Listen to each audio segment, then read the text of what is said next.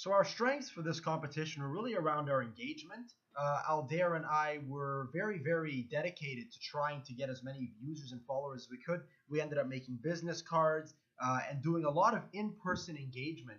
Just going around square one in the school, talking with people, handing out the cards that had the URL on them, and just trying to get people to come and visit the blog and just having conversations. On top of that, we also spent a lot of time on forums, Yahoo Answers, Dig, Reddit, um, 4chan, and just talking with people. And then when we were able to get a level of engagement that we were comfortable with, we then asked them to come visit our blog and engage with us further. And those proved to be very popular. As for weaknesses, Facebook and the amount of experience that we had were very large weaknesses, but just the type of content was probably the biggest weakness. We chose something that we really wanted to write about rather than what people would really want to read in the public.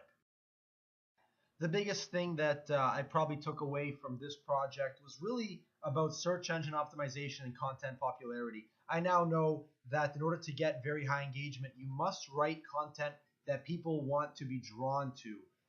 And then SEO, really, I never understood what the term was before, but now I fully comprehend exactly how to make content that lines up with Google search and social media marketing in the sense that I can now understand how to engage with people. I do understand what Twitter is and how it works, and how to get people to want to follow your page and read your content.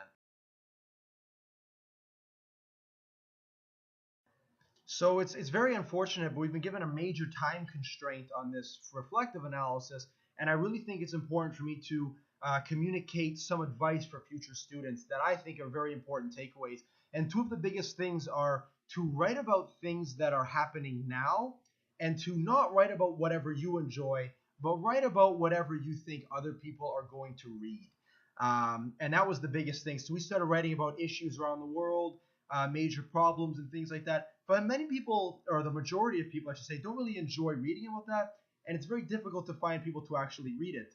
As well, we had a lot of a conversation with things that are happening in the past in our blog, where the best way to get viewers are to write about things that are happening recently. So in our review, we decided that if we could do this again, we would have probably written a blog about airplane crashes, because that's happening currently, as you can see with the Malaysia airline disasters that have been happening. We think those have been very popular blogs, and although it may sound a little bit cynical, it's a topic that a lot of people do very much enjoy, and that's very easy to see when you watch shows like Mayday, which are very popular on Discovery.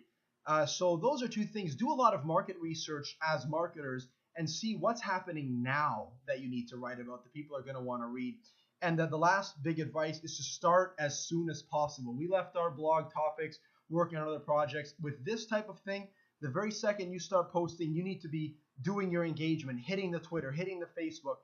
It is not a winning strategy to leave it, and that is very apparent in our blog users, which were very up and down. But those are the key takeaways, which is to write about things that are happening now, and don't write about things that you enjoy. Write about things that others want to read. And that's the biggest takeaways, things that were not communicated that would have been a winning strategy for us.